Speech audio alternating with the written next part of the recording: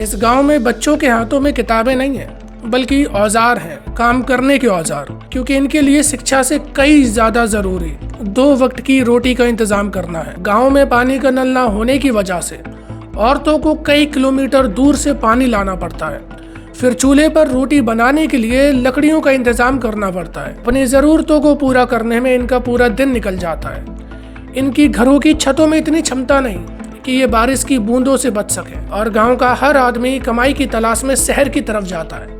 इन्हें ज्यादा कुछ आता भी नहीं, ये केवल मेहनत और मजदूरी ही करना जानते हैं। इनके आने जाने में इनका पूरा दिन निकल जाता है। पब्लिक ट्रांसपोर्ट की बात तो छोड़ो, यहाँ पर नॉर्मल रोड भी नहीं है। और इस गांव में कई बीमारियां होती हैं, क्योंकि यहाँ पर वेस्ट मैनेजमेंट जैसा कुछ होता ही नहीं है। लोगों के पास खाने के लिए रोटी मिल जाए वो बहुत बड़ी बात होती है। न्यूट्रिशन रिच फूड क्या होता है वो तो ये लोग जानते भी नहीं है। और ना ही इनके गांव में प्राइमरी हेल्थ केयर सेंटर है, और अगर है भी तो वो भी जर्जर हालत में है, बंद है। इनकी जिंदगी नहीं है, बल्कि एक मजबूरी बनकर रह चुकी है। अब ये इनकी जिंदगी है, कल को यही जिंदगी इनके बच्चों की भी होने वाली है। अब ये एक दूसरा गाँव है जहाँ बच्चों के हाथों में किताबें हैं। यहाँ पर सरकारी स्कूल केवल नाम का नहीं है, बल्कि उसमें क्वालिटेटिव एजुकेशन मिलती है, फ्री एजुकेशन मिलती है। यहाँ पर एक प्राइमरी हेल्थ केयर सेंटर है जहाँ पर की क्वालिटेटिव ट्रीटमेंट होता है, और यहाँ के लोगों को ज़्यादा बीमारियाँ भी नहीं होती, क्योंकि वेस्ट मैनेजमेंट प्रॉपर तरीके से किया जाता है।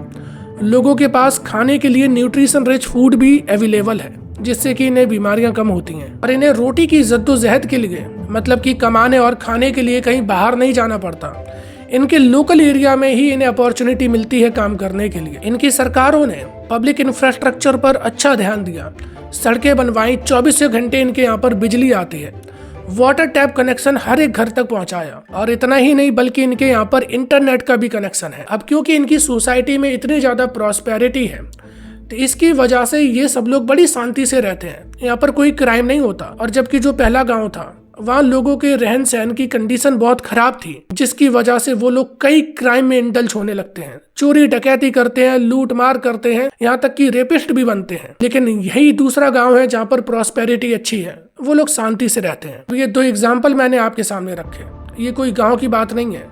पहला गाँव जो कि आज की हमारी रियलिटी है, और दूसरा गाँव जो कि हमारा फ्यूचर हो सकता है। और ये हमारे लिए ज़्यादा ज़रूरी है, क्योंकि इंडिया का 60% लैंड मास रूरल है। हमारी 65% पॉपुलेशन गांव में रहती है।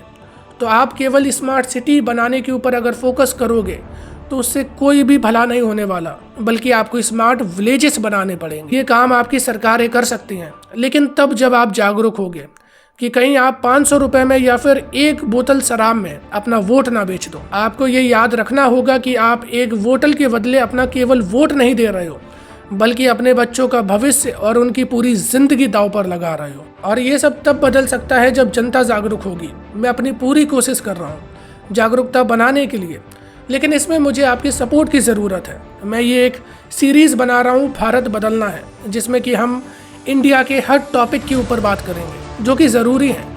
लेकिन उसके लिए मुझे आपकी ज़रूरत है। अगर आप बोल सकते हो तो आप वीडियो बनाओ, अगर आप लिख सकते हो तो कई प्लेटफॉर्म है, वहाँ पर #भारत बदलना है करके आप लिखिए।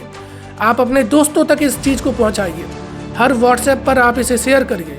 हम ज़्यादा से ज़्यादा लोगों तक अपनी रीच ले जाएंगे, हम ज़्यादा से ज़्यादा लोगों तक इस मूवमेंट को ले जाएंगे। ये अब आपकी जिम्मेदारी है कि क्या ये केवल एक यूट्यूब वीडियो बनकर रह जाएगी, या इसे हम एक मास मूवमेंट की तरह बना सकते हैं। हाँ, इतना याद रखिए कि मेरे पास ना फाइनेंसेस है, ना ही कोई टीम सपोर्ट है, कुछ भी नहीं है। टोटल बात इतनी है कि मेरे पास केवल कमी ही कमी है।